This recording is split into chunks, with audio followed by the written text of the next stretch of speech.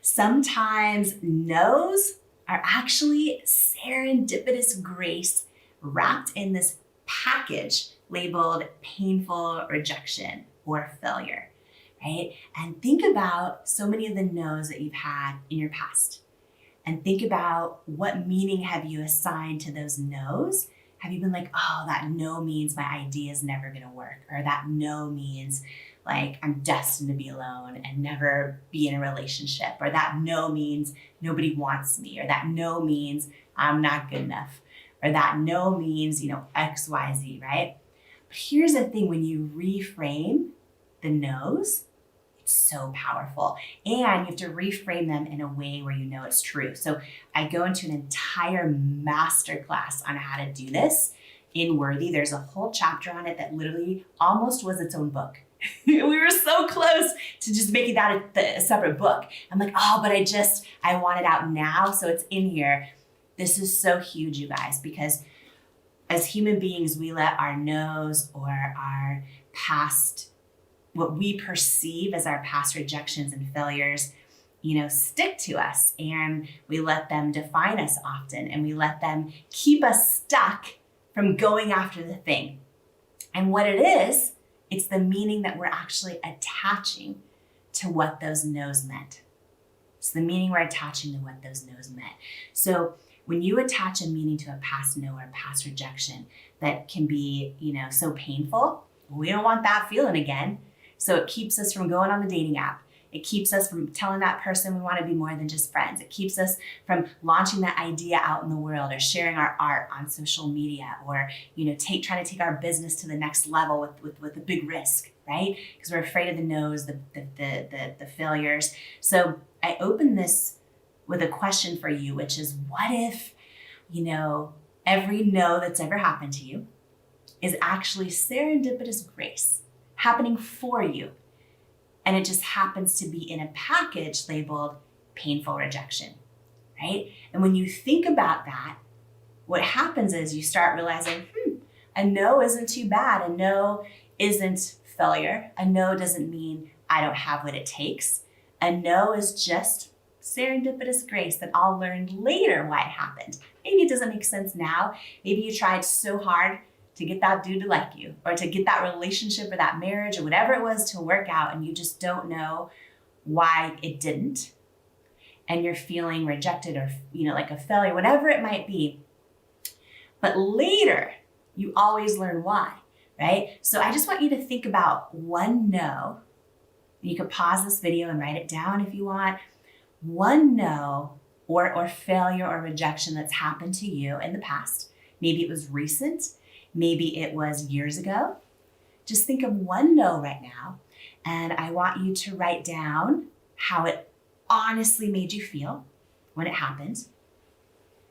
And then I want you to write down, what story have you told yourself about that no, right? What meaning have you attached to that no?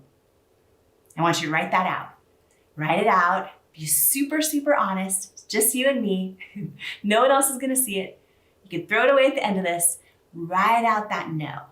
Like, what did it really mean for you? What story are you telling yourself now? Maybe it's a past relationship, or it's a friend that just totally didn't show up for you the way you show up for them. Maybe it's a past perceived failure in your business or in your career.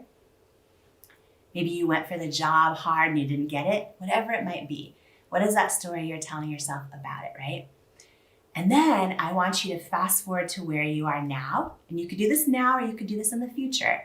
But I want you to think back, right, to that let's take a relationship. Think back to that past relationship you wanted so bad to work out. Maybe it was one that your friends and family were like, run. But you're like, your heart's like, oh, it's the one, right? You wanted it so bad to work out. Think about a past thing that didn't work out. And now look where you are in your life right now. And do you see yet why it didn't? I mean, a couple examples, I can think back to so many rejections along the way of building It Cosmetics for my living room. And they were rejections that were hard and things I wanted so bad. I wanted a retailer to say yes. I thought if I could just get into, stores now, then everything would be so much better. Or if I could just get a yes from this, big beauty editor to be featured or whatever it might be. When I look back over the last 10, 15 years of all the rejections, now I can see, thank God they happened. Because either now I didn't know what I didn't know back then. Now I know oh, my infrastructure wasn't built out enough to support that store really well and be able to be a top brand so that we didn't get kicked out.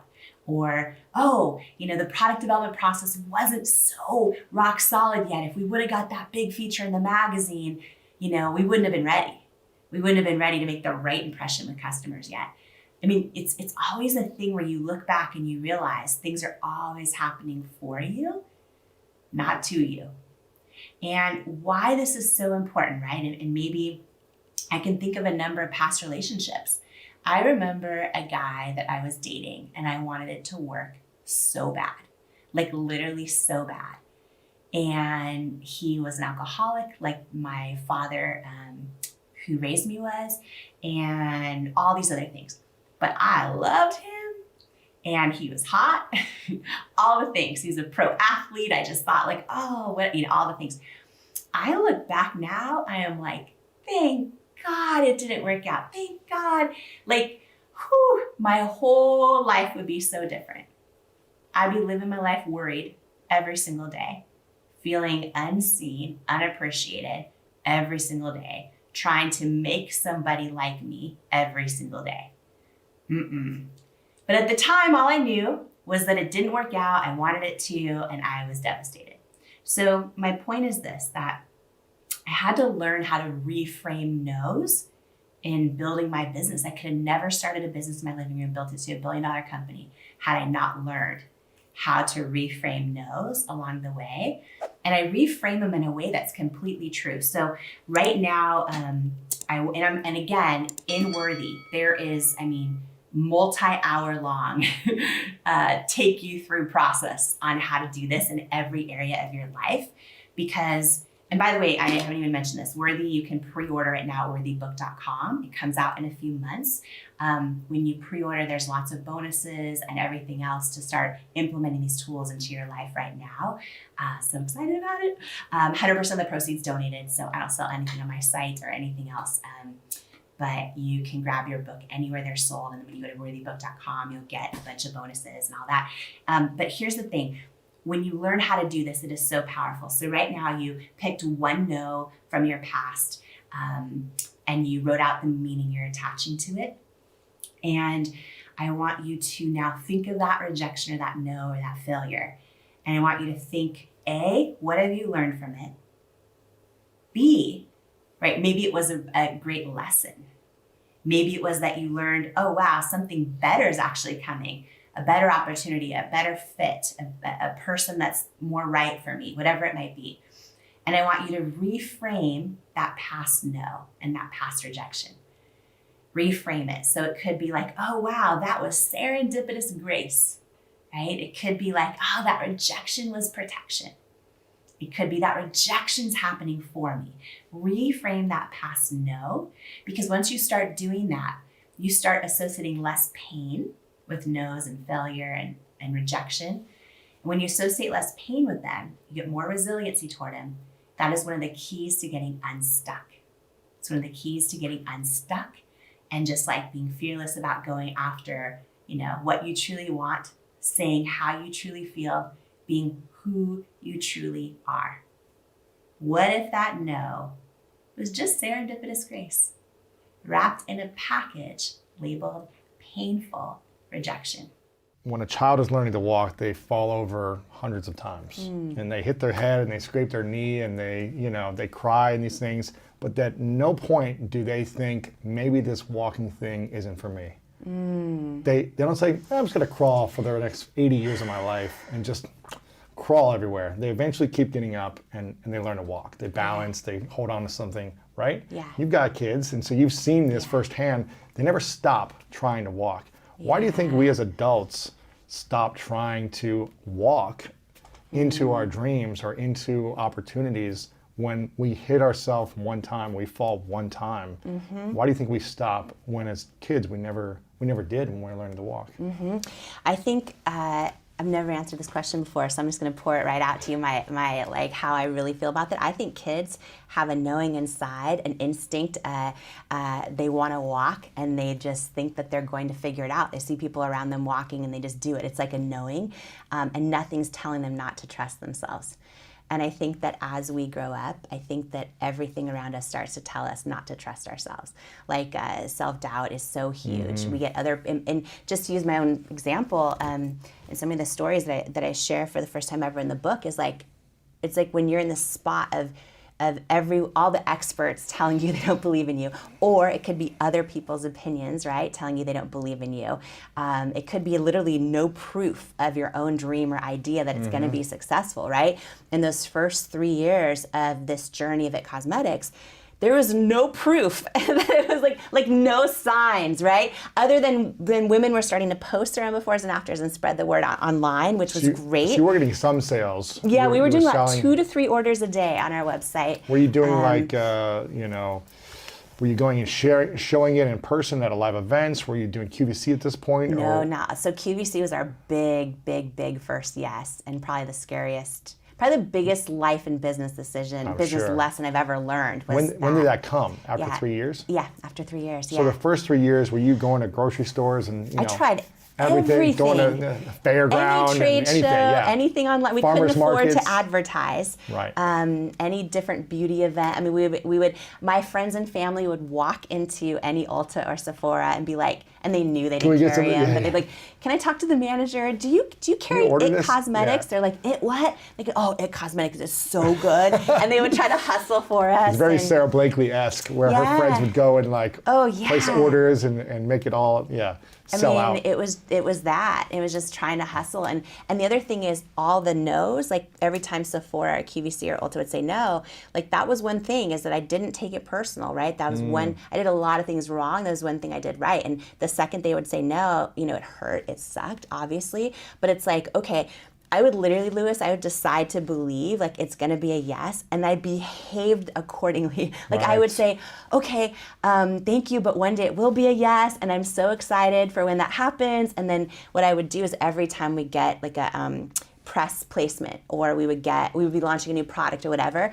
I would send that buyer who kept saying no, and I'd be like, great news, we just got, in this magazine or whatever, and like one day when your customers get to try this in their store, they're gonna love it. And I think they probably thought I was crazy, but I just decided to believe. You've got to be relentless in following up too. Yeah. You can't just hope that they find out about you. You've got to constantly be following up the way you did, right? Yeah. They're not going to look at the magazine and see it. They're not going to see your sales numbers unless you tell them over and over again. Yeah. And I know you're big on LinkedIn and everything. I would literally scour LinkedIn for any person who worked at Sephora or Ulta or QVC. Friend them and message everything, them. Yeah. and then try to send them a sample. I mean, it was like everybody. It was... And we couldn't afford to hire anybody, so we got so lean and so scrappy that like in the early years, my middle name's Marie, and so Marie got her own email address. So Marie at itcosmetics.com was like head of customer service, and I would pitch all the Good Morning America. I'd be like, our founder's available for, you know what I mean? It was just like hustling and trying to figure it out. And every time I would check in with my gut, though, no matter how many times I got knocked down, like I still, even though there's no proof around me, I still kept feeling like this was what I was supposed to do. And I made the decision to trust it through those years of no proof around me. And that's the hard thing. And I feel like when you talk about why does a little kid keep trying to walk, but why do most of us just give up?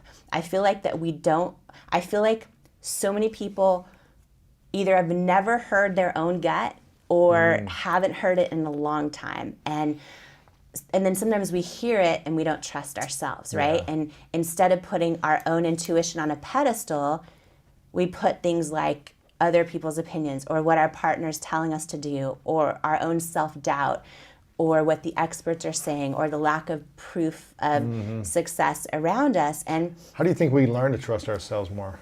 I think that we have to want to. I think we have to make the decision that we need to want to. And that's hard because you know what? The truth is it's way easier to stay in our comfort zone. It's way easier to make the circle around us happy and comfy and not fearful. It's way easy, and I think that chips away at our soul when we do that. I think every person knows, like I think we know deep down inside if we're created for more and we're supposed to give more, if we have more inside of us to give or to serve or to love or to live. I think we all know that deep down inside, and I think that if we don't do something about it, I think it chips away at our soul, and I think we end up literally talking ourselves out of our own truth and literally never becoming the person we're born to be. I know that sounds dramatic, but I think it's true. And I think that I think that's the easy route. So I think the first thing is you have to want to. Yeah, absolutely. You got to take a lot of courage to overcome your fears and go into that stuff too.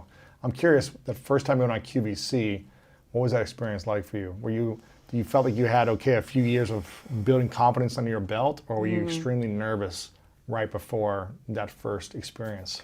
Literally everything was on the line in that moment, and that's what made it hard. So you know how you can like know your values and know your why and know all these things, and you think you're gonna like stick by them and live them, and then all of a sudden they're tested. I think like all of us have had that happen to us, and after 3 years of hearing no, we got one shot, we got a yes, and we got one shot on QVC. It's a crazy story. So I go into it in the book on how it happened and how we finally got the yes and all this stuff. But what it meant though was we had one shot in this 10 minute. If it didn't sell, you're never coming back on. You're never coming back. And it's live, so there's no script.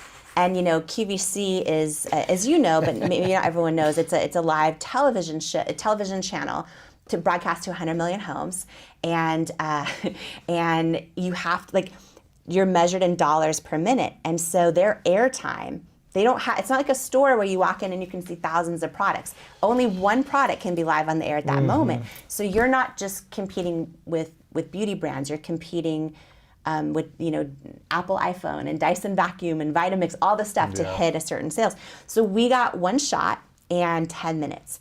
And it was a consignment deal.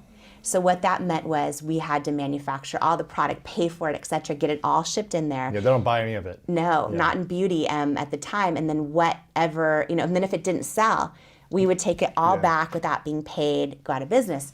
And at the time we were doing just, as 2 to 3 orders a day on our website. And what I learned was we'd have to sell over 6,000 units of our product in a 10-minute window to hit their sales goal or not come back.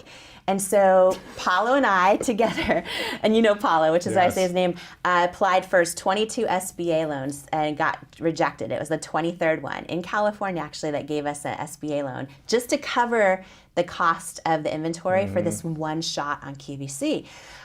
So you should never accept a purchase order you can't afford to lose. But at this point, 3 years in, it was like... It's like make it or break it. Make it or break it. We're going all in, or we're dying on the sword. Exactly. And so we said yes and did everything. We hired third-party consultants, and this is where everything I believed in was put on the line. And they're awesome, and they help a lot of people, right? So they help people sell on QVC and retail stores. They gave you a different amazing strategy that wasn't what you wanted to do, probably. Right, exactly. They're all like, this is what you need, and you need this perfect model, and they need to be speaking this way, they need to look a certain way. Because that's what had always been done, and that's what had always worked. And so they wanted the best for me. They were smart and wanted me to win. And they're like, okay, here's what you need to do. Use models with perfect skin, all this. And I would say, okay, but that's not why I created this. And what if and this was pre-YouTube exploding. So I'm like, what if I go on air and just take my makeup off, on live TV and show my rosacea, and what if I'm gonna put models that all different ages and sizes, skin challenges, skin tones, everything. And they were mortified. They're like, no, this isn't gonna work. Yeah, and you're gonna lose it all. Yeah. And I would say, okay, but if I'm sitting at home and I'm watching and I don't see someone that looks like me, how do I know the product is going to work for me? And but it's really hard when your gut is telling you one thing, experts are telling you another. It's like I couldn't try it both ways. So I flew out to QVC a week before our airing, our one shot, and this might sound crazy to you, but I got a rental car. I sat all alone in the QVC parking lot for a week, every day, just watching the front door of the building, knowing the next time I go in, like I'm either going to walk out with out of That's business crazy. or with, and I sat there and I prayed and I cried, and it felt really heavy, to be honest, because I didn't. It's a big moment. Big moment, because it was like, okay, I'm not nervous for TV, but it was like it felt like everything was on the line, and I tried to imagine who my customer was, who was watching it, like why am I doing what I'm doing, all these things. I remember at one point channeling Oprah. I was like, okay, I remember this time when Oprah was obsessed with the color purple. She told the story on her show, and she wanted it so bad that it consumed her, and she ran around a track and just saying, I surrender all, and asked God to take it from her because she just couldn't carry it herself. And I was like, okay, I'm gonna try that. So I sat in the car, like literally singing I surrender all and crying. I also was imagining, you might do this, I was imagining like, okay, Olympians, I think that they imagine like what Visualize. happened. Yeah. And so I was visualizing the sold out sign coming up across the screen. I was, all good. those things. I was sitting in the car, just doing everything that I could. And I also just had this moment where I imagined this woman sitting at home. And if I was going to be blessed enough for her to turn her TV on for 5 seconds, like what did I want to stand for, right? It was like, okay, if she's going to give me her precious time, even if she buys nothing, I'd rather her look at the TV and see me showing real women and calling them beautiful and meaning it, because you can't fake authenticity, meaning it. And I'd rather have her for a moment feel like she's seen and like she matters and sell nothing than stand for nothing and sell a shitload of product and hit a sales goal. Right. And so it was this moment where I just kind of knew. But sometimes we know what the right thing is, but it's also the hard thing, and it's scary. It's like being in the wrong relationship and your gut's telling you get out, but everyone's like, oh, but they look great on paper, or And my parents are happy, or this or that. and you're like, but I'm torn. Yes. I feel like everything comes down to our knowing and trusting it in life. And so many people are like, oh, how'd you sell your business for whatever, $1 billion? Like, oh no, that's not the victory. The victory is if we're trusting ourselves and our knowing and where we're supposed to be on our journey. Do you know what I mean? Like, that's the victory. And it's like every time I don't do that, that's when I make big mistakes. And when I look back, and that's when I stayed in wrong relationships. That's when I kept employees on too long. That's when all those things.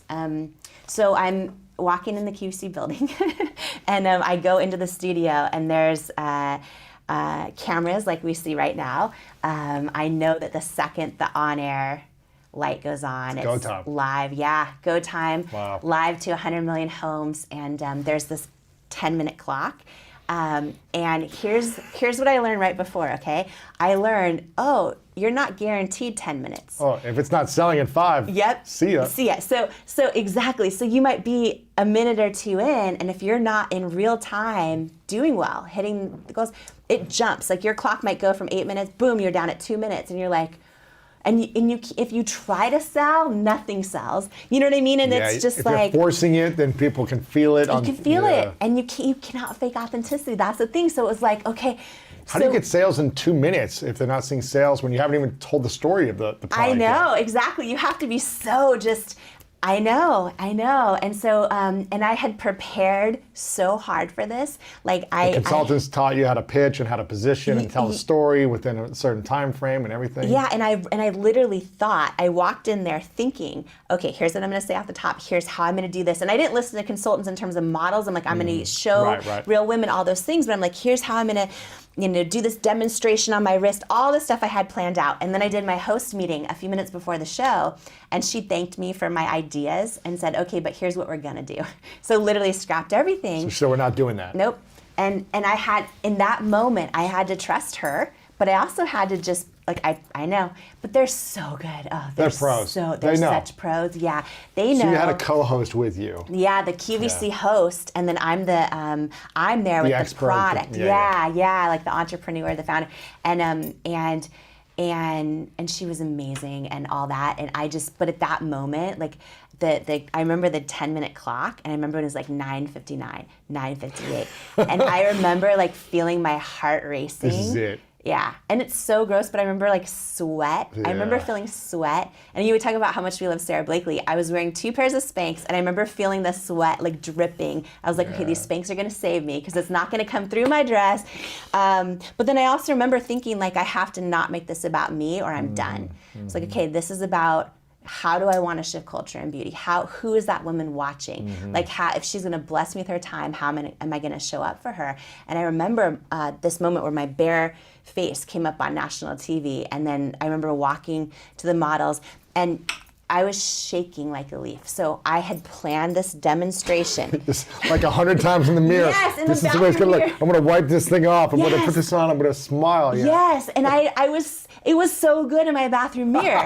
And then I'm trying to do this on national television, and this is my hand, Oh, man. literally. And the host grabs it, and she's like, "Thank you, sugar." And she took over, and we walked to all the models, and then I remember toward the very end of, I think it was like a minute left, and she's like, "The deep shade is sold out," or "The tan shade's almost gone," You're something like that. Like what? Yeah, and I was like, and then I remember at the 10-minute mark, the sold out sign came up across the screen, just like I had envisioned it in the car, in the parking lot. The sold out sign came up. I started crying. I can imagine. Yeah, and they cut, and I see Paulo my husband, coming running through the double doors at the studio, and I'm like sobbing loose. I'm like, real women have spoken.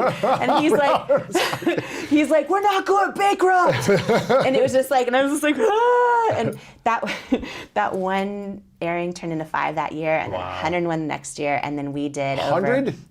and we did over 250 live shows a year for That's crazy. 8 years. Yeah, so I did over 1,000 live QVC shows myself, but we also built the largest beauty brand in QVC's history, and it is right now. At this moment that you and I are talking, it's right now still largest beauty brand in QVC's history. And I only share that because it was 3 years of them saying, no, you're not the right fit, all those things, right? So it's like, at the end of the day, like nobody can tell you you're not the right fit. Yeah, and you also got to know the timing of maybe if you'd done it 3 years earlier, you wouldn't have been ready. Oh, totally. Maybe if you pitching it, you would have bombed, and you would have never had another chance. You never would have had another chance, and you would have been done. So sometimes the delayed of people saying no is good for you to figure out, okay, how can I become better? How can I be prepared? How can I sell more? How can I do these other things? So that's what I think we got to think about as well is, how are we going to set ourselves up for something when someone says no? Yeah, and to not be afraid of it. Exactly. I mean, to not be afraid of rejection, and not be afraid of doing it, imperfectly, any of that stuff. It's so important. Oh my gosh, if I ever got afraid of it, never was easy, but if I ever got afraid of rejection, I would have been done. Like done. Would have never hopefully had, I hope I had an impact on the beauty industry. That would have never happened. I would have never built $1 billion business. You know what I mean? I think it's huge. And I think it comes down to this, is like just really trusting your knowing. You know what I mean? Every time somebody hurt me or said no or whatever, I would go back and be like, okay, another expert said no. Like, am I wrong? Is my gut wrong? Right? But every time I would get still and just know. And for me, it's how I've never heard God talk to me, but like I feel, for me, it's faith is part of that. I hear it through my intuition. For other people, it's the universe. Like it's everything. And I just think, you mentioned relationships. I think that we all know if we're in the right relationship. Like in our gut, we know. And I mean, I don't think I have a single girlfriend in my life, including myself, who hasn't gone through a relationship where he's like sketchy, and you're like, oh, maybe his phone did break for 3 days. Maybe, right? It didn't break. Right. We all know. And I just think that we start to turn up the volume on all this noise in our life, how busy we are, other people's opinions, what our inner circle say, all the things, and we have the mute button on our own gut, and it goes on for so long that we start to not learn how to hear it. And so, for me, and it's not, and I believe everyone has a knowing, and I believe it's always right. And I think that like learning how to listen to it, how to trust it is a journey. It's a process. I'm curious about... do you do that in life though? Like with people, with friendships? Do you feel a knowing? No, I feel it, yeah. You feel it, it's right? It's usually pretty quick for me. It's an intuition. But I also research people pretty extensively, and I look at everything. I look at things that they don't even think I might be looking at. And I learn a lot about people by doing research. So before I even speak to them, I'll kind of get a gut instinct. And then they really need to show me, whether convince me that I'm right or convincing me that I'm wrong within connecting with them. And sometimes I've been wrong, very few, maybe 2 or 3 times out of thousands of people, where I was like, oh, the things I saw about them, you know, I prejudged them in a way that wasn't accurate. And I took responsibility for that. But most of the time you can get a sense from people, whether you watch a couple videos or just see what they're sharing or how they communicate. So it's funny, I just get a feeling. Yeah, Because, you me know, too. I've met so many people that are amazing on video. And then I just get a feeling and I'm like, okay, so, you know, and yeah, do I want them in my life that much? Yeah. well, and I just think that, you know, listen, I think every single one of us, you know, has miscalculations and misjudgments and makes mistakes and all that. And I don't believe we're our mistakes. I believe we're our intentions, you know? And Absolutely. and We can shift our intentions at any moment. yeah, for sure. When we have low self-worth, it can still look like everything's great on the outside, right? There are people that are crushing it in every area of life and they are not fulfilled and they don't know why. Or they're really unhappy or they don't believe they're worthy of things and they don't know why. And they're still just striving to be enough. So when we have low self-worth, what it looks like is we feel stuck and we don't know why. We believe that we are smart and have all this skill set and we maybe have worked really, really hard. We've studied all this stuff, but we're stuck. We feel stuck and we're not going for it. And we don't know why. And that's how self-worth will show up in our lives. And it could be in your career. It could be that you are an artist and you write poetry or you paint and you still haven't shared it with the world and you don't know why. It could look like you have an amazing idea and you've been developing a plan to launch a business around it, but you keep spending 8 hours a day scrolling Instagram and you don't know why. And you're procrastinating and you don't know why. When we don't believe we are worthy of something, we will find a way to stay stuck and to not go for it at all, which is why building self-worth is so important. Now, there's a lot of us that have medium level self-worth, right? Medium or even medium high. What that looks like is we go for things, we go for them, like we go for them, but then we'll sabotage them along the way. Or we'll hit a plateau. We'll build our business to be 6 figures or 7 figures. And we hit a plateau and we don't realize it's because we actually at an identity level don't believe we're worthy of going above that. We'll be a CEO crushing it and hitting numbers in our company, but we won't share our real ideas that could take it to the next level because we don't want to take a risk because we don't quite feel worthy of it. Like that's what that looks like. And then a lot of us that have medium to high self-worth, right? What that looks like is I keep achieving everything, but I still don't feel I'm enough. I still miss fulfillment. I still feel like something's missing. So I'm just going to keep hustling, working harder and harder and harder and harder and harder. You and I are people that have so many dreams and goals and huge ambitions. And a lot of our friends do, a lot of our people we've been so blessed to meet do. One of the biggest lies, okay, and I want to just tackle this real fast, people have is, oh, if I feel like I'm enough as I am, and I'm fully worthy as I am, which you are, but if I feel I'm fully worthy as I am, maybe I'll lose my ambition and maybe I'll lose my drive. I don't want that. I like feeling like I'm never enough, so I work harder and harder.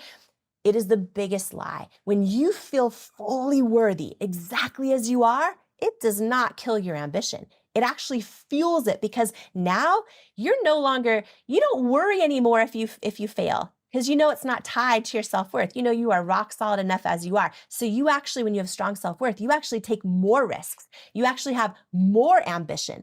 The difference is when you achieve those things and when you serve and give and create and offer everything that's in your soul to the world, you're actually fulfilled when you do it because you feel deep down inside enough as who you are. Whether you're someone who is stuck and you don't know why, or you're someone who's crushing the world's definition of success and you don't know why you're not fulfilled, and you don't know why you still feel like it's not enough or you're not enough, it's almost always because of self-worth and learning how to raise that underneath it all. Literally, I was going to ask you because I have like these 2 sides to me. One where it's like, I love the idea of you being perfect just the way you are. Like the amount of like things you can let go of, all the stress and the worry of, am I pretty enough?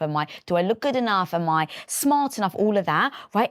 I understand it. Like, it really does allow you to let go. But then the other side, that if you're enough and you're smart enough and everything, what does propel you to go for more? What does then propel you to improve, to build better skill sets? I'm not even going to say to achieve higher things. I'm just going to say to build better skill sets in whatever.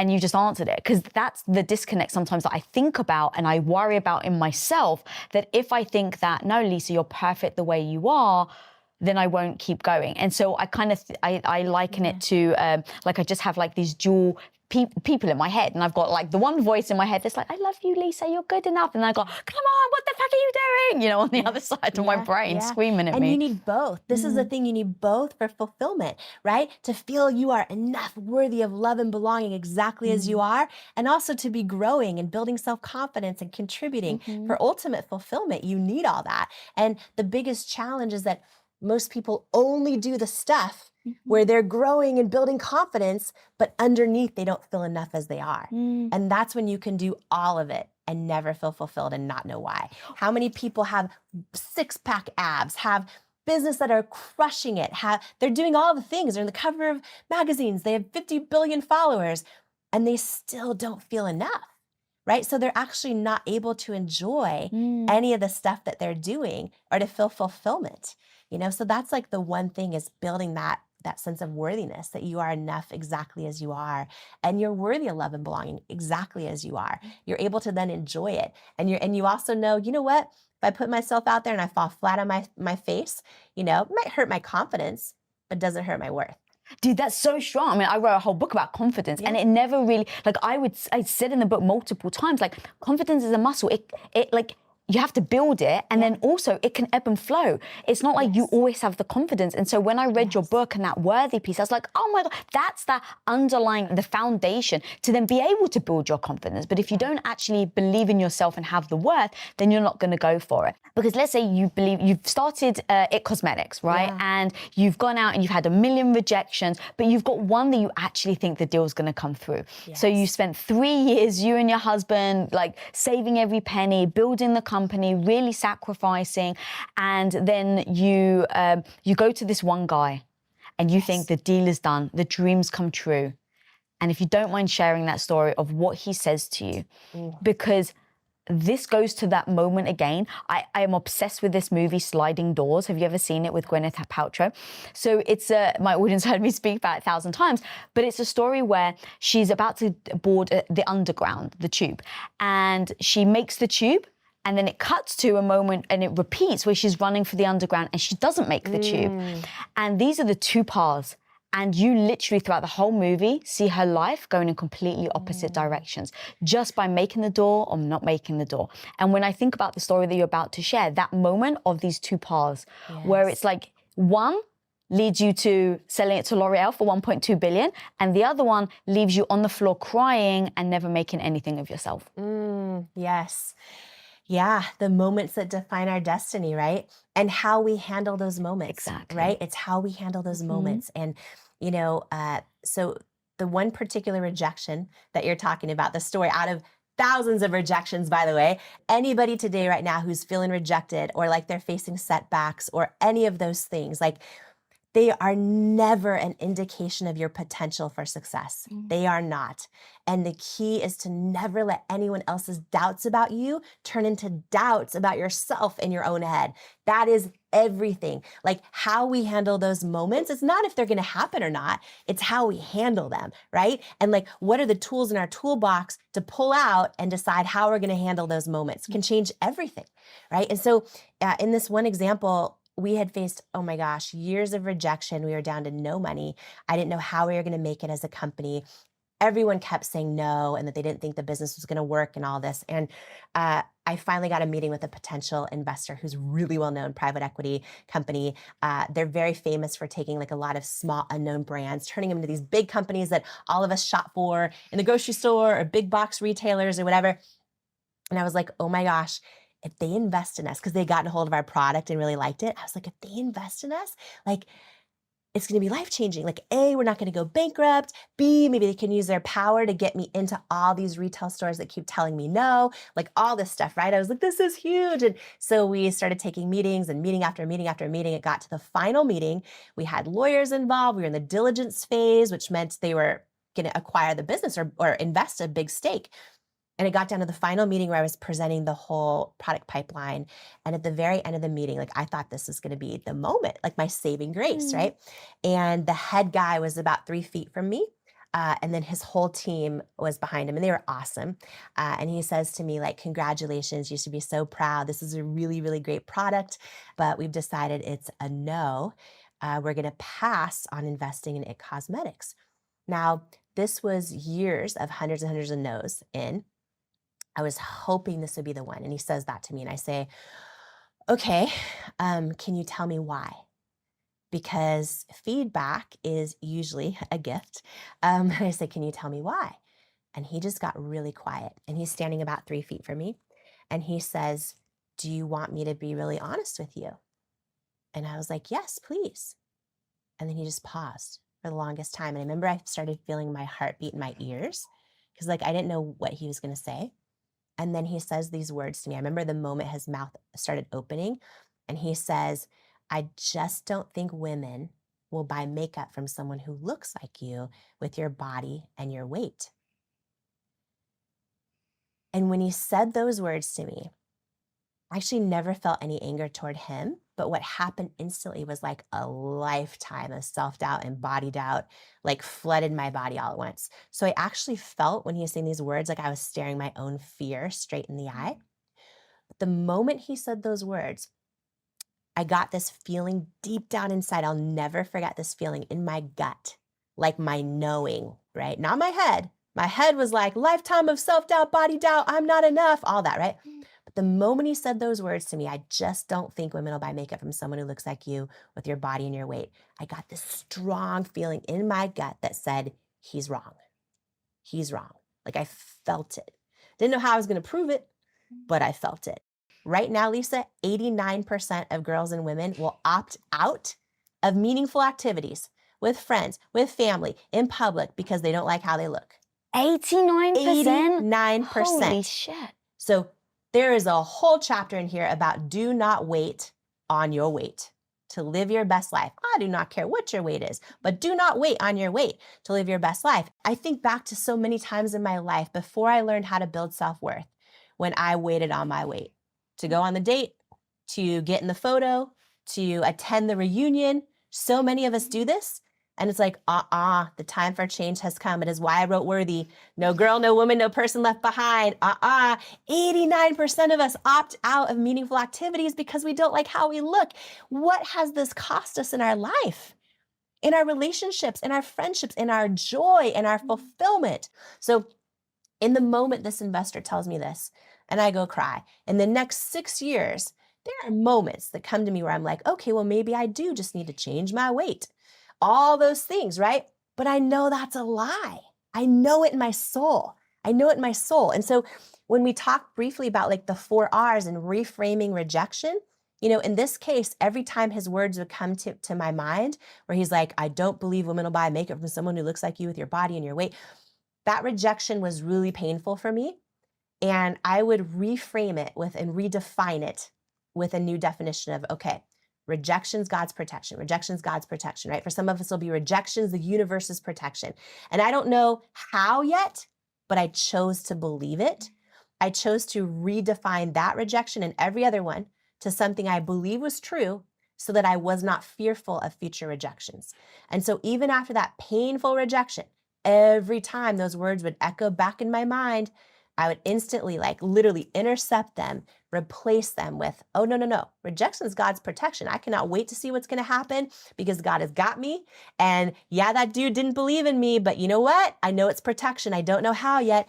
And I just kept going and kept going. And 6 years later, the day L'Oreal bought our company for $1.2 billion cash, the day we had over 1,000 employees, the day we had finally become number one in a bunch of the retailer stores we were in that had said no for years. The day you became the very first female CEO, baby, of L'Oreal. Yeah, first, yeah. And they're a public company. And so they did, they announced the purchase price, right? And then that I was the first female CEO of a brand in their 100+ year history. But I did not know they were going to announce the purchase price. I think I had friends and family that thought maybe business is doing well, but they didn't know, like nobody, you know what I mean? Those aren't things you just, and the day they announced the deal, it was everywhere, homepage of the Wall Street Journal. And that was the first day I heard from that guy in over 6 years. And he said, the potential investor, right? And he says, congratulations on the L'Oreal deal. I was wrong. And in that moment, you know the movie Pretty Woman? Yes. You know the movie Pretty Woman where she goes in the store and they won't help her? They won't help her. And then she goes back in a few days later. So what I wanted to say to him was, big mistake. Huge, huge. And I wanted to go even further and go, I can give you 1.2 billion reasons why. It was a huge mistake. But I didn't say that. I kept it really, really classy because I didn't want to be him at that day. But here's what's wild, and this is why I go into reframing rejection so deeply and worthy, because so many of us have had rejection or failure in our life, and it's so painful that it keeps us stuck. And at worst, we think we're a failure, and it becomes an identity level thing. So I go deep into how do you actually reframe it. And what I want to say is that, you know, I had been telling myself for years, rejection is God's protection, around why this guy rejected me that time. And at that moment, 6 years later, when we sold to L'Oreal, what I realized is, oh my goodness, like, had he believed in me back then, I was so desperate. I probably would have given him the majority of the company for like no money. I just want to stay alive. Like, I didn't know how we were going to make it. But because he didn't believe in me, the day we sold to L'Oreal, we were the largest shareholders. And it was like, thank God he didn't believe. Rejection's God's protection. Like, these things we know in our soul are true. And it's about how do we build that muscle, to use your words, how do we build that muscle and that skill set that when these things are happening to us, the setbacks, the rejections, the things that don't go our way, that we pull those tools out of the toolbox and we apply them right then and there. Okay, in this case, rejection's God's protection, and we believe it. Like, how do we apply those tools, trusting that they're right and they're true? Because that's how we build resiliency. That's how we raise our self-worth. That's how we keep going for things. That's how we don't let setbacks hold us back. Like, we believe, okay, this is a setback, but I know most setbacks are setups for what I'm called to do next. Like, I'm going to have a faith in that universe. And it's not just about, oh, let me think positive. It's like, oh, let me believe that in my soul. Let me believe this new reframe in my soul, because it is true. Like, when you check in with your soul, again, I said this earlier, every person listening to us right now, yes, your confidence can be tied to your skills and abilities, your willingness to try and go for it, how you feel you stack up against other people. You know, there's studies that show the boxer who wins the match is automatically 30% more confident afterwards, right? Our confidence rises and falls. But underneath that strong self-worth, separate from confidence, which is very important, your self-worth, this is just what I want everyone to know right now, is right now, as you are, I do not care if you are like me and you waitressed in a strip club and you waitressed at Denny's and you were doubting yourself out of your own destiny and you thought love was confused with attention and you thought significance was an external praise, was being confused with success and all those things, right? You thought achievement was being confused with belonging. I don't care where you're at, what past mistakes, what failures, I do not care. I don't care who you've hurt and you regret. I mean, how many mistakes you've made. Like, right now, exactly as you are fully worthy. Nobody can give it to you or take it away. Like, you just are. And I believe, Lisa, that the greatest journey we're on in this lifetime is learning how to believe and embrace that, because when we do, we are unstoppable. That's when we are unstoppable. That is when we are in alignment with our assignment. That is when we walk into our calling. That is when we stop doubting ourselves out of our own destiny. When we believe we are worthy, it changes everything for the better in our lives. For so many of us, we feel stuck, or we feel like, oh, I don't have what it takes to accomplish my dreams, or to find love again, or to have healthy friendships as an adult. And we tell ourselves all these lies that lead to self-doubt, because literally, Lisa, like, we don't soar to the level of our goals and dreams. We stay stuck at the level of our self-worth. So when you change your self-worth, you change every aspect of your life. And the beautiful thing is, it does not matter where you come from. It does not matter if you have waitressed at a strip club like me. It does not matter if you have, worked hard waitressing tables at Denny's like I have, or if you've built $1 billion business like I have. None of that actually matters. Like, you're fully worthy exactly as you are. And when we learn to unlearn those lies that lead to self-doubt and literally wake up our worthiness, it's the one thing that will change everything in our life. Okay, 4 R's of rejections. So there's a whole chapter called When You Change Your Relationship with Rejection, You Change Your Life. And, as human beings, let me just set this up right now, because a lot of us don't know why fully we're stuck, or why we're not going for the things, or why we are staying in a relationship when we feel in our soul we deserve better, but maybe we're afraid to be alone, or we're afraid to put ourselves out there. There's so many ways that fear of rejection and failure hold us back and talk ourselves out of our own truth and all the things. So just to take a step back, as human beings, we're wired to avoid pain at all costs. Right? It's how we've survived. And it's why for some of us, when we associate pain with working out, even though we know the pleasure of, feeling great and, hitting our fitness goals and all that, we will choose to avoid the pain over going for the pleasure most every time. And with rejection and failure, when we fear them, we often fear them for very painful reasons. We associate pain with them. So much so that it keeps us stuck. So many of us not only fear rejection and failure, we've had so many of them happen in our lives that we literally let it take root at an identity level, and we start to believe we're a failure. We start to label ourselves with things like rejected, right? Failure, not enough, don't fit in, unqualified, all the things. So let me just start. We're going to go through the 4 R's together, okay? Yeah. Everyone listening, watching, let's do this together. You got to go all in with me and Lisa, though. Got to go all in and be really honest with yourself, because this will be eye-opening, I think, for a lot of people when they go through this. So let me just start with a question, okay? Because the 4 R's are to reveal, to redefine, to revisit, and to revel. But let me explain what that means and how it can literally change your life right now. The first thing is, right now, when you ask yourself this question, think about a time in your life where you've been rejected or failed at something. What is the first thought you had? And be really honest with yourself. And you might need to kind of imagine yourself in a situation where you've been rejected or you failed. What is the first thought without thinking about it? This happens without us thinking about it. But what's the first thought you thought to yourself when that happens? Okay, first thought, see, I told you you're stupid. That would be your first thought. Yeah. Yeah. Yep. For me, my first thought most of my life is, yep, I'm not enough. Yep, there's proof again.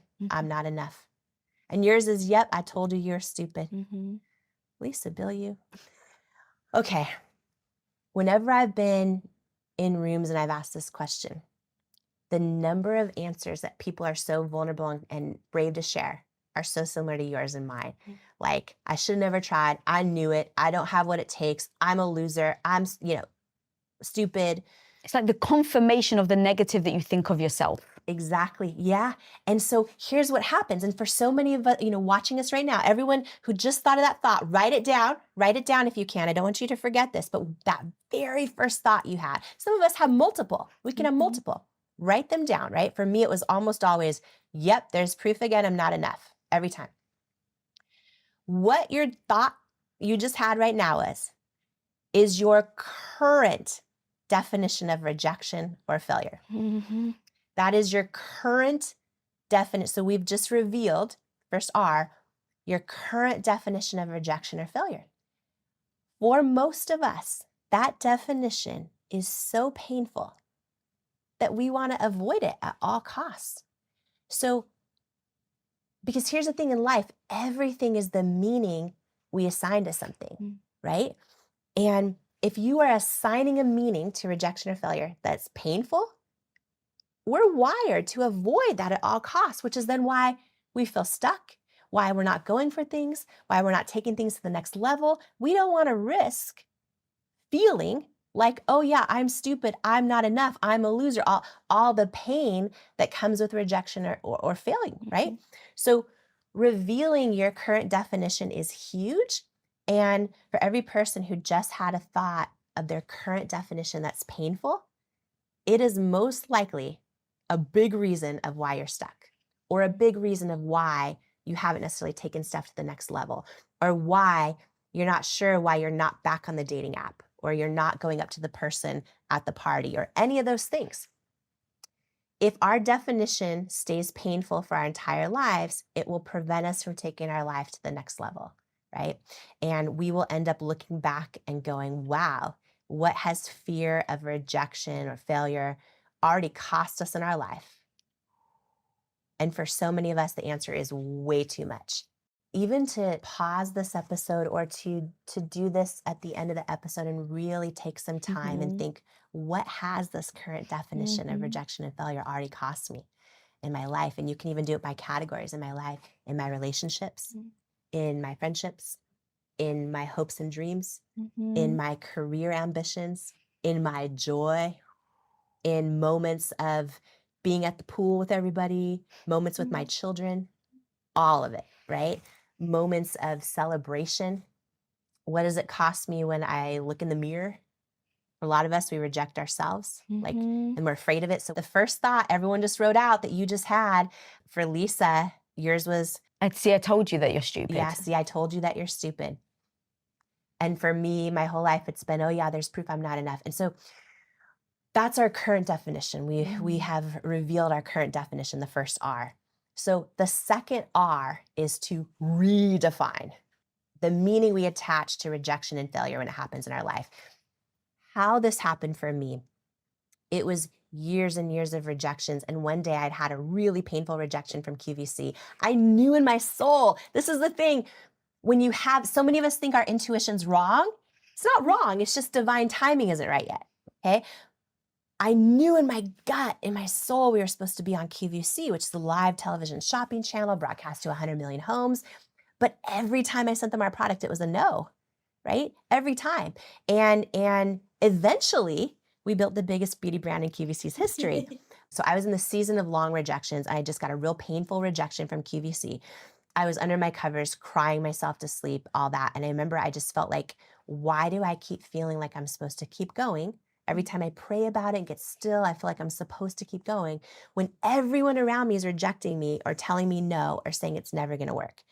And one day, Lisa, I Googled all the people I admire most, people that have just crushed it in business, had built huge successes, thought leaders, people that have moved humanity forward, people that have been forces for good and love in this world. And I just started reading about all of them. Every single one of them has dealt with tons of rejections and failures.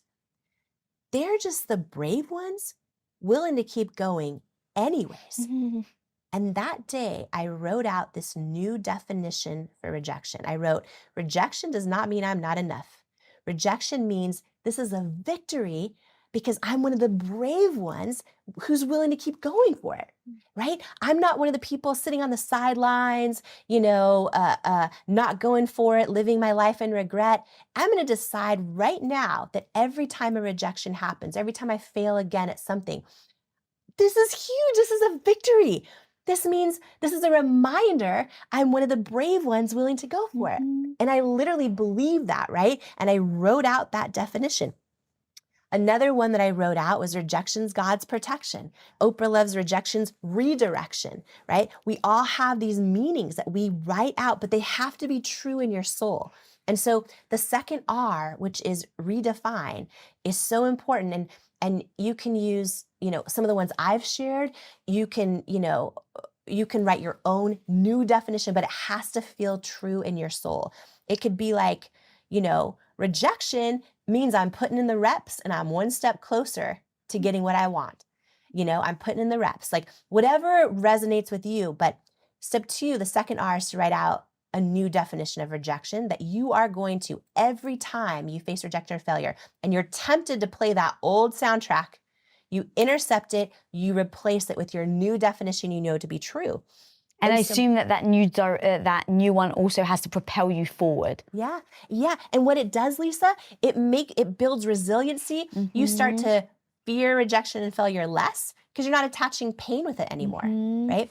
And so for me, I started doing that every time. And in this season, in this long stretch, I don't know that I could have ever had the outcome I had with my business had I not learned how to do this. But this applies to our personal lives. It applies to every area of our dating lives, right? Our friendships that we're trying to build, because most all of us deal with rejection every day in different ways, failure every day. Just most people aren't posting it on social media. So we scroll and we think everything's great and we're the only ones, right? Not true. But when we learn how to literally embrace it and not fear it, it changes everything. And so your second one, and you can do this right now, is to write out a new definition. And I love writing more than one, keeping them in my toolbox. Another example, I was adopted and placed into adoption the day I was born. And growing up, I had the best parents ever, and they worked a lot. The parents who adopted me worked all the time. And when I found out by surprise I was adopted in my 20s, I went through this season of my life where I just felt like I was abandoned. I felt like I was abandoned. I felt like my parents were never there growing up, this whole thing. And I felt rejected, and I redefined my definition of what had happened to me. And in that case, I was like, oh, I wasn't rejected. I was chosen. Like I was chosen by my birth mom to come into this world. Her life would have been way easier had she not done that. I was chosen by God to be conceived. My birth parents were together one time ever and never again. And I was chosen by my adopted parents to raise me. I'm not rejected. I'm chosen, right? So that's another example. And it changed my life when I decided that's my story. That's the meaning I'm attaching to things. When we do this, it is a powerful tool. And so, take some time and write out, what are some new true definitions I'm going to attach to rejection and failure every time it happens in my life? And when you do this, it literally helps you just become more fearless going after things, helps you embrace rejection and failure more, it becomes so much more resilient. The third R is called revisit. And this is about the power of revisiting past rejections and failures in your life, and then redefining the meaning you give to them. For so many of us, we have been hurt. We've been rejected. We've had things not go our way. We feel like we've had so many failures and setbacks. And a lot of times we've given a meaning to them that can take root at our identity and really impact our self-worth, right? And we've been carrying that meaning for so long. Labels like this are not permanent. They are like Post-it notes with a light adhesive, and we can remove them, even though for a lot of us, we've been carrying the weight of these like heavy armor, for some of us for decades. So revisit, the third R, is the most powerful. And when you go back to potentially a rejection from someone who broke your heart, or someone in your family who did not know how to love you the way you needed to be loved. It could be a number of things. And your identity would be tied to that as, I'm someone that's not lovable. Okay. Yeah, I'm someone that's not lovable. I'm someone that, I'm, in my case of being adopted or having my parents over there, I'm rejected, but I'm a reject. For a lot of us, we feel like our past mistakes don't just mean that we did something bad. We think it means we're bad. So these things can take real root when we really look at the story we're telling ourselves about it, and they can really affect our self-worth. And so when we revisit past rejections and just become aware, what is the meaning I'm giving to this? What is the definition and the meaning I'm attaching to that? and rewriting that meaning. And this is really powerful. And then every time that memory comes to you, just like anything else, you catch it and you replace it with, like, for me, every time I'm tempted to be like, I'm abandoned, I'm rejected, I'm a reject, I don't belong, I'm unwanted, I instantly replace that. Oh, I'm chosen. I am chosen. I am here on purpose, with purpose, for a purpose. Like, I replace it right away. And this is real powerful stuff because it takes root at our identity. It's not just about, oh, let me think positive. This is deep stuff of how we define who we are that affects every single one of us. And so when we revisit and redefine our new definition, it can be so powerful. And one of my favorite ways to do this, my favorite definitions to use for the third R, and this is, I think, so good for anyone who's had someone pull the rug out from underneath them, break their heart, not value you. It could be deep stuff. It could also just be, you wanted that job so bad, you applied for it over and over and over, and they didn't hire you. It could be a lot of things. This is my favorite definition when I redefine stuff in the past. I literally, Lisa, I imagine God saying to me, oh, you weren't rejected. I hid your value from them because they're not assigned to your destiny. And I choose to believe it.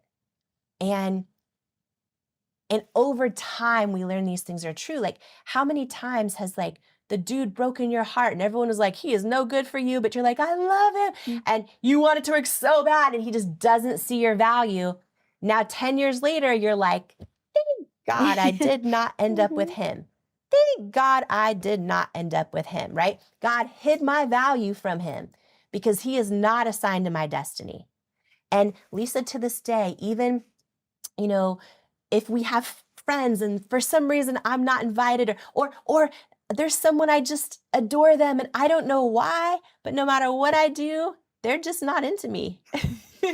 They're just like, they just don't want to be friends. And the old me would say, oh, I'm not enough.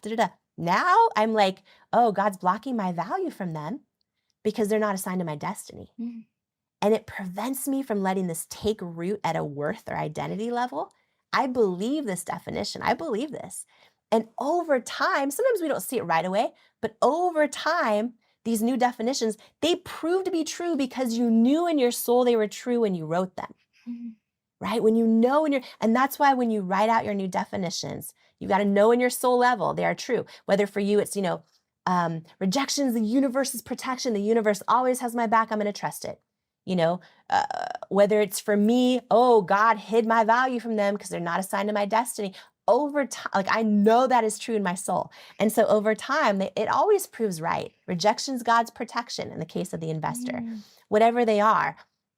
And what this does is it completely flips that fear of rejection and failure on its head. It instantly helps us get unstuck, right? It instantly just inspires us to go for things because we know what's the worst that can happen? That I'm reminded I'm one of the brave ones willing to go for it. You know what I mean? Yeah. And then the fourth R is to revel in the fact that you become real fearless about rejection and failure and that you no longer believe you're, like in my case, a reject or a failure. And this is such a powerful tool because it impacts our self-worth. And you open this interview with something I have never shared in my life about working as a waitress in a strip club. And I was also waitressing at Denny's at the same time. And I had another job I got shortly after, slicing meat in the deli. And I was just hustling, trying to make it, trying to, pay my way through school, all the things. But at the time, I knew in my gut, I had these big dreams and these big, and I just felt like I'm here on this earth to serve and to impact and to give and to create. But I was in this moment in my life where I didn't believe I was worthy of those things.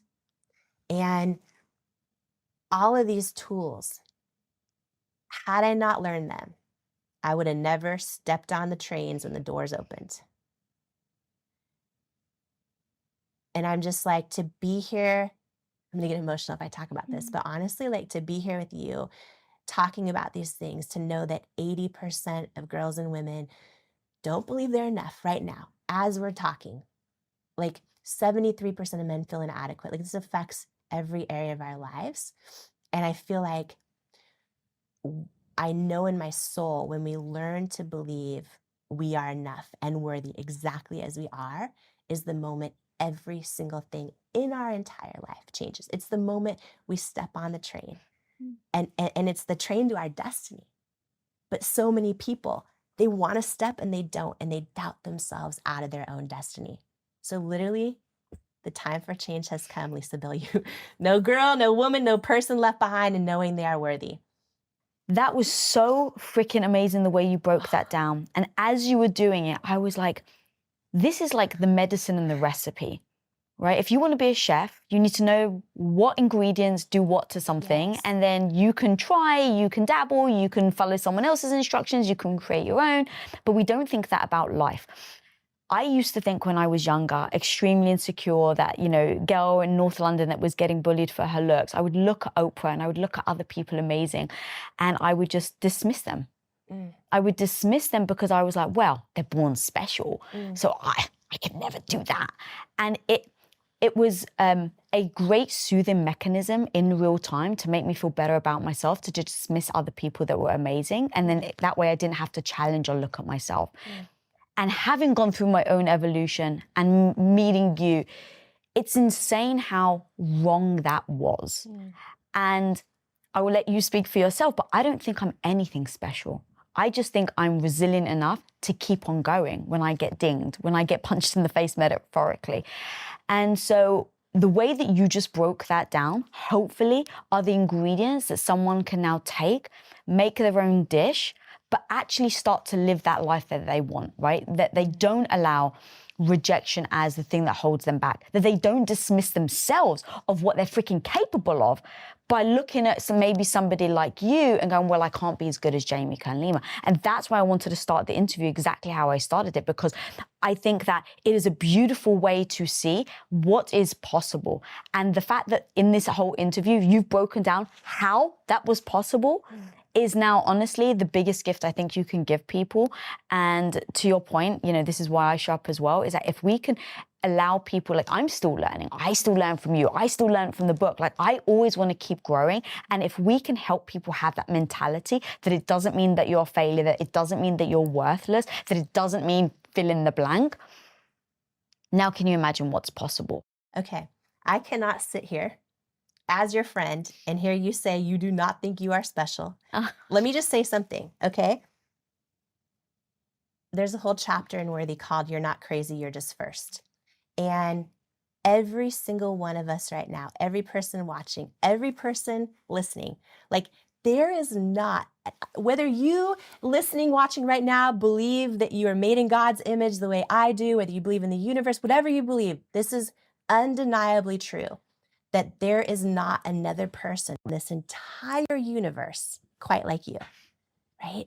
Every person watching us right now, there is no one else in existence with your unique fingerprints, with the unique iris in your eyes. Every single one of us has a unique tongue print. We actually have a unique heartbeat. There is no one else in existence that has the same emotions you have, the same feelings, the same thoughts, the same experiences. You are so undeniably special.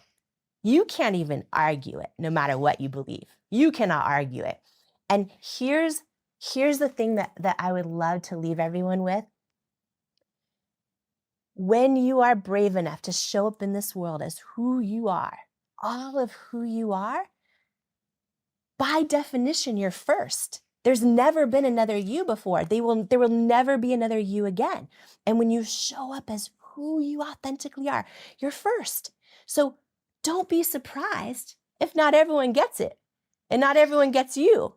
Don't be surprised if you don't feel like you belong sometimes. Don't be surprised if you feel like there's things that are odd or quirky or different or unique or wrong with you. It's because you're first. And there are a lot of people that will not show up as who they authentically are. But when you show up and say what you mean and be who you are first. There's never been another you in the whole universe. And when I realized this in my life, because so much of my life I felt like I didn't fit in or I didn't belong, and I had this huge moment where I realized, oh, and my family had these big dreams and they used to call me words like crazy or this or that. And I realized I'm not crazy. I'm just first. And for every person watching us right now, when you are brave enough to be who you truly are, you are undeniably special. And also you're first. You're not crazy. You're just first, right? And the first ever you. And the things we think so often are what's quirky or wrong with us are actually the greatest things right with us. They're the greatest things right with us, right? And when we learn to embrace that we're first, it can change everything because it's that tool, right? That this idea, you're not crazy, you're just first. It's this tool that just gives you this power to show up more as who you authentically are in every moment. And every time you do that, you tell yourself you are worthy of doing it.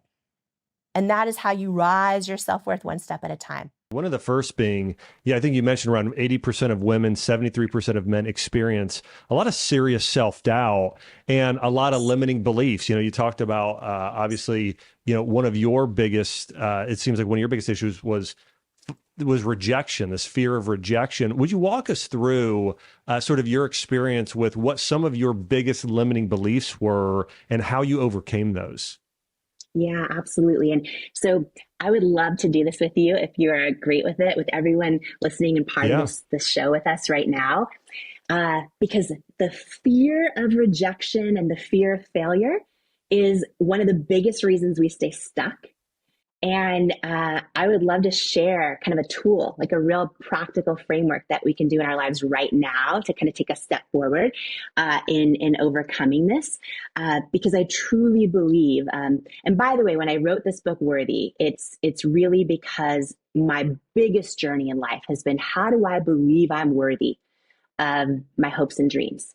And in life, what I know to be true is we can have all the success in the world. We can build all the things and all of that. And those things build confidence, but none of them build self-worth. And we'll never be able to enjoy those things if we don't absolutely feel worthy underneath all of it. Also, for most of us, if we don't have strong self-worth underneath it all, we'll sabotage them along the way, or we'll hit a ceiling in our business or our ideas. And the worst of it too, when we struggle with self-worth, which is the one thing that changes everything in our life when we build it, is that when rejections or failures happen to us, we can all of a sudden, especially when we've had them in the past, we start to take them on not just as a rejection or failure that hurts our confidence, which is largely based external, but we start to think we're a rejection or we're a failure. We're rejected or we're a failure. We take it on at an identity level, and that's when it hurts our self-worth.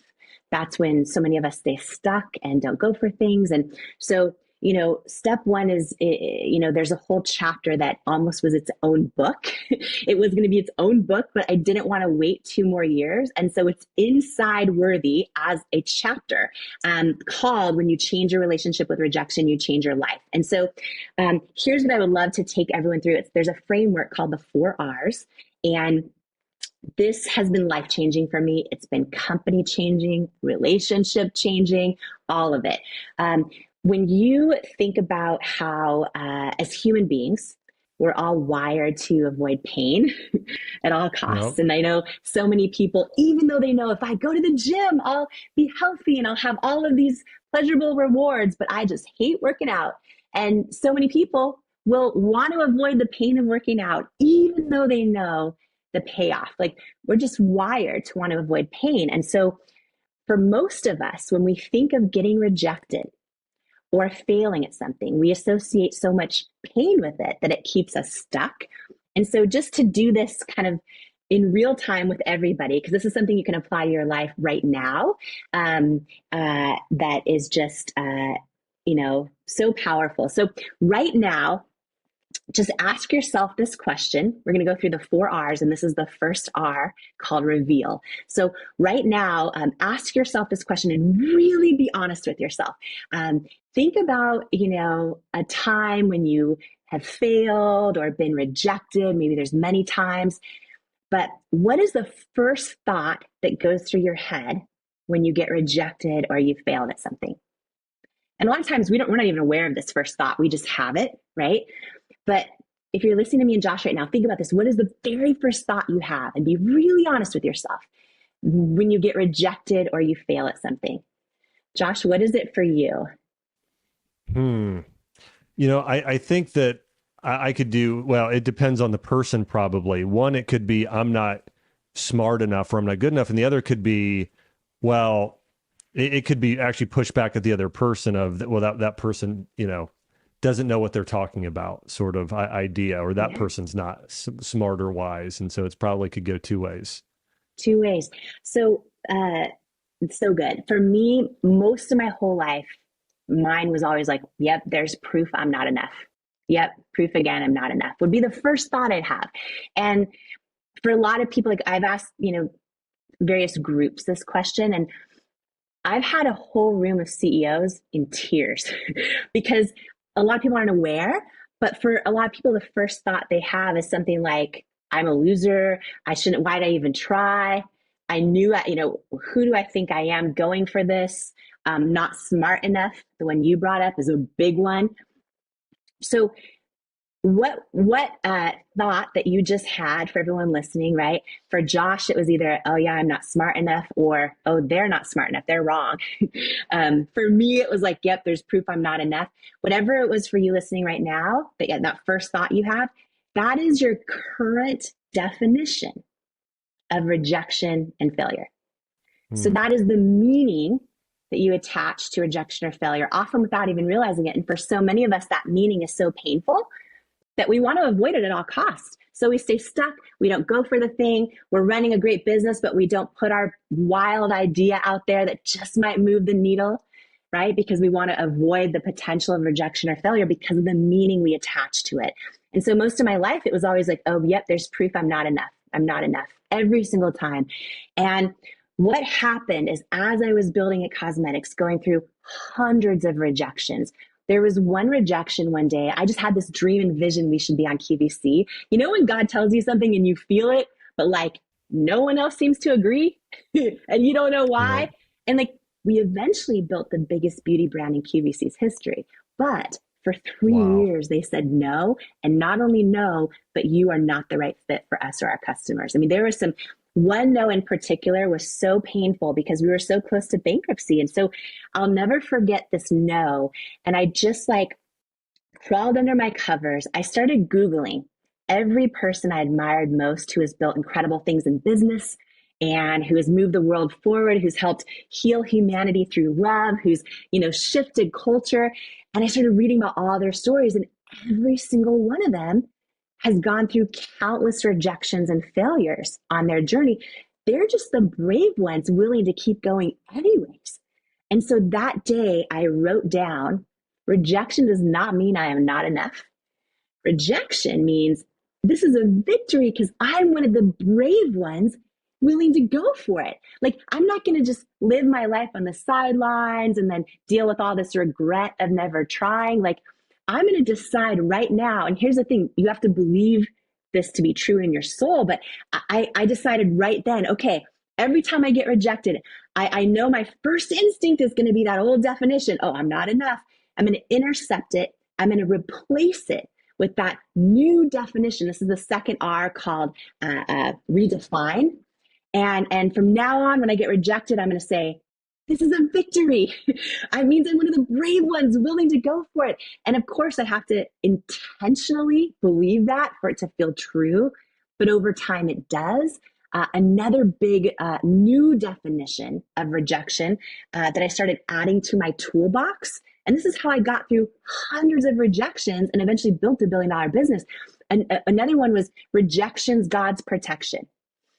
And I would look back at past rejections and be like, oh, now I see how. It didn't make sense at the time, but it was God's protection. And I remember one moment, Josh, there was, we were down to no money. I didn't know how we were going to make it. And a potential private equity company, a potential investor had gotten hold of our product. And they're really well known, and they've turned a ton of small companies in pre-revenue into big businesses we all shop for in grocery stores and big box retailers. And I was so excited. I thought, oh my gosh, if they invest in us, then A, we're not going to go bankrupt. And B, what if they use their leverage to get us into all these stores that keep telling me no. And I was so excited. And we went through meeting after meeting after meeting. And we started the diligence phase where we brought on lawyers. It was a whole thing. We got to the final meeting, and my husband and I flew up for this meeting and presented the whole future product pipeline. And at the very end of the meeting, the team was awesome. I knew they were like really for me. And then the head guy says, congratulations. He was standing about 3 feet from me, by the way. And he says, congratulations. You should be so proud. This is a really great product. You should be really proud of it. But it's going to be a no. We're going to pass on investing in It Cosmetics. At this point, I gotten so many no's. And I said to him, like, okay, can you tell me why? Because feedback is usually a gift. And he just got really quiet. And then he says to me, do you want me to be really honest with you? And I was like, yes, please. And then he paused for the longest time. And I remember the moment his mouth started moving, and he says to me, I just don't think women will buy makeup from someone who looks like you with your body and your weight. And when he said those words, I actually never felt any anger toward him, but it was like a lifetime of body doubt and self-doubt, like flooded my body. So I felt like I was staring my own fear, like straight in the eye. But when he said those words, I'll never forget this. I got this feeling like deep down in my stomach, like I can feel it like it was yesterday, that literally said, he's wrong. Like, he's wrong. And I didn't know how to prove it, but I got that feeling, that knowing, which is when I pray, that is how I hear God, not still small voice. And when he said those words, I just don't think women will buy makeup from someone who looks like you with your body and your weight. And I got that feeling that the city's wrong. When I look back at that moment, what I know happened is that he gave me a no, but God gave me a knowing. And I believe every one of us, our intuition is stronger than anyone else's advice. And I believe so much of our life will come down to which one we listen to, the no or the knowing. And so many of our most painful rejections can come from other people, like this one did. But most of our most painful rejections can come from ourselves and the things we're telling ourselves. And being able to tune into what is the truth and what isn't, and how are we going to define or redefine rejection. And so in that moment, when and by the way, every one of us deals with rejection in different ways every single day. And when he said those words to me, I just remember making the decision. And by the way, I went out in my car and I cried. But I made the decision: rejection is God's protection. And I don't know how it's God's protection right now, but I'm going to believe it. And that was one of my favorite go-to definitions. And then 6 years later, I hadn't heard from him in 6 years. 6 years later, the day that L'Oreal acquired our company, they're a public company. And so I learned the night before they were going to disclose the purchase price. And so it was everywhere. The homepage of the Wall Street Journal, it was everywhere that L'Oreal paid $1.2 billion cash and made me the first woman to hold a CEO title of a brand in their 100-year history. It was everywhere. And it was the first time I heard from him in 6 years. And he said, congratulations on the L'Oreal deal. I was wrong. And I don't know, Josh, if you ever saw that movie Pretty Woman, like where Julia goes in the store, they won't help her. And then she like goes in a couple of days later. So what I wanted to say to him was, big mistake, huge. But I didn't. I kept it classy. But here's what I knew is that had he believed in me at the time, I was so desperate, I would have given him the majority of the company for probably nothing. I didn't know how we were going to stay alive. Because he didn't believe in me when we sold to L'Oreal, we were still the largest shareholders. And I was like, rejection is God's protection. And so it's one definition, but I just want to encourage everyone at home to write out new definitions of rejection that you know and you know to be true, that you're going to replace that old thought every time it comes up so that you build resiliency.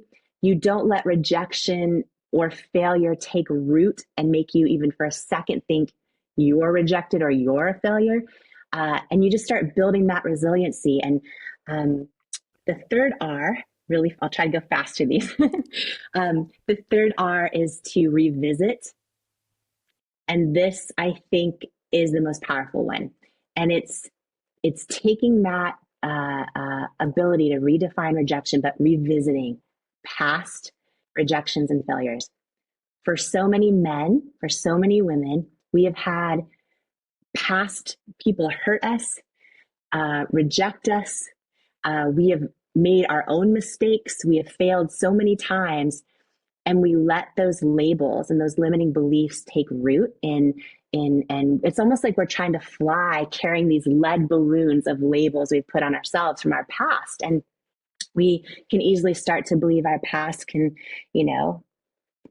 determine our future, and it doesn't have to. And I love to revisit past rejections and then redefine those so that I'm not carrying the weight of them anymore, so that I change the story I tell myself about what they were. Two quick examples is, I was adopted, and for so much of my life, I kind of thought I'm rejected or I'm abandoned. And I kind of had that story for a long time. And I made this decision to actually apply this tool in my personal life that way. And I decided, oh my gosh, my birth mom and birth dad were together one time ever. Like, God chose me to come into this world. And then my birth mom, her life would have been way easier if she did not have me. But she chose to deliver me, and my adopted parents chose to raise me. And I changed that limiting belief and that definition I gave to rejection that used to be like abandoned, rejected, unwanted. And I replaced it with like, oh, I'm chosen. And I believe that. And it's shifted how I live my life. And the last quick one I'll share is my favorite in case someone needs to hear it today. I've never talked this much. I'm just so excited. I love it. Hey, I love it. Learning a lot. So good. Well, my last one that I just feel in my spirit is for someone today is when you revisit past rejections, people that have betrayed you or pulled the rug out from underneath you or did not see your value or didn't love you the way you needed to be loved, or even current things that happen, like maybe the job you apply for, you want it so bad and you don't get it, or the friend that betrayed your trust, the person that broke your heart. When those kind of rejections happen, I go deep into how to do this in a real tactical way in the book Worthy. But when they happen to you, this is my favorite one to revisit. My favorite definition is I will literally, Josh, I'll imagine God saying to me, oh, you weren't rejected. I hid your value from them because they're not assigned to your destiny. And I'll believe that. And it's how, to this day, if all of a sudden I'm not invited to a party or included in something or whatever, we all face these various forms of rejection or someone just not liking us no matter how hard we try. And maybe it's an in-law, maybe it's whatever, these various forms we all face of rejection. We put our art out in the world and it gets no likes on social, whatever it is, like whatever we're going through. I just have that divine trust where I believe like, oh, okay, God is saying to me, no, you're not rejected. I'm hiding your value from them because they are not assigned to your destiny. And I just think that it's one of the most powerful things we can do because, and the fourth R, by the way, is to revel in the fact that you have become fearless when it comes to rejection and failure. And I can just sit here and share with you that, I made so many mistakes building at Cosmetics. And, I believe in the power of being a lifelong student. And every day I'm making mistakes and all of that. But one of the things that I know how to do really well, like I am fearless when it comes to rejection or failure. Like it does not faze me at all. And it's because I've learned to change my relationship with it and the meaning I give it and to new meanings I really believe. And it's literally one of the keys on how I turned an idea in my living room into $1 billion business.